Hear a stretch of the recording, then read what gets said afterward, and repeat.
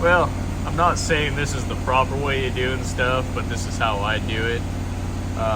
Since I don't have a TIG welder or a belt sander or any of that, sometimes gaps are kind of a thing that happens here and there, but you can fill them if you're real careful, and you won't get any real serious crap on the inside of the pipe that you have to clean out. But usually you just want to point the wire more at the actual filler weld and just keep trying to build it out as you go across this gap here, so that way you risk the minimal amount of chance of blowing through it or getting wire on the inside of it. It's worked for me for quite a long time, but this is how I do it.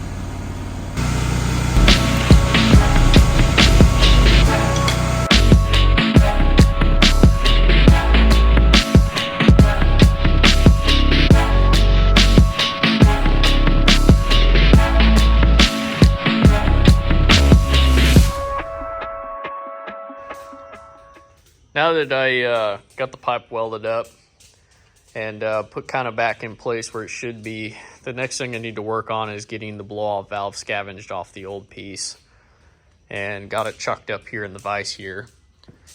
I have already scavenged this flange from my green truck back when I had the turbo big block in the green truck, and this was the second time I welded something, so let's see if I can go in there and carefully cut it back off of this, and then we'll try and regraft it on the new pipe. And then lastly, once you get the blow-off valve mounted on, everything kind of shaved up, I have to kind of go through and try to remove, if any, slag on the inside of this pipe. Luckily for me, I'm not a very big guy, so it's easy for me to reach inside these 3.5-inch pipes and feel around all the joints and everything and make sure there's nothing sticking out or hanging out for me to get at. I'd probably say this weld here is going to be the hardest to reach from down in there. I might have to just shine some mirrors and some lights down in this piece here to look down at this, make sure there's nothing in there. But this one's already cleaned out, and this weld feels pretty good from the inside. It's just this one's the mystery now. But that's kind of the cons of not having a TIG welder or a belt sander to make really nice clean joints. I mean, if I had all of that stuff, I would probably just make the entire cold side out of aluminum and then this out of stainless steel and whatnot. But I'm a guy that likes to kind of just deal with what I got, and I think I've gotten pretty good at it, honestly. I mean, over the years of me building different turbo kits for different stuff, I think I've gotten pretty good with a right angle grinder and just a small 110 MIG welder. So that's kind of how I've always been. It's always been more functional than really looks, but looks are kind of coming along with time and as I get better with stuff, of course. I do gotta say, I am really loving the way this is turning out. Like, this thing just looks amazing for being kind of a hillbilly build, if you know what I mean. But yeah, super excited to let loose on this thing.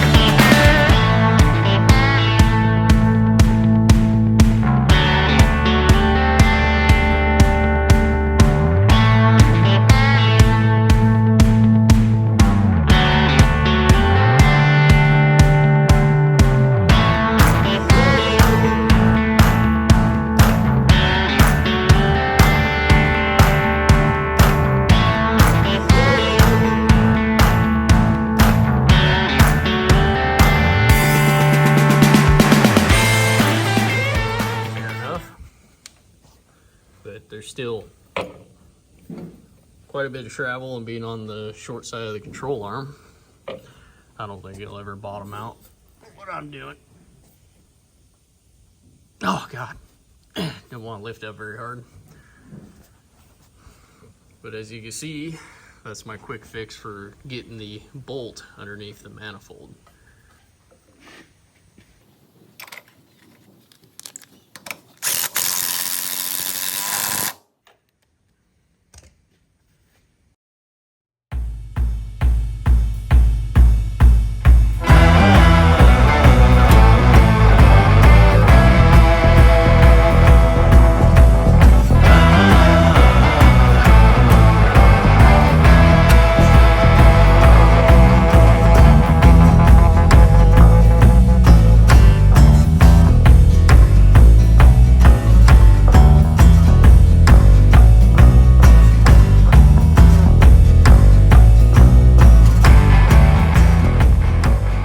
Bunch of bird crap welding later, and hey, it clears now.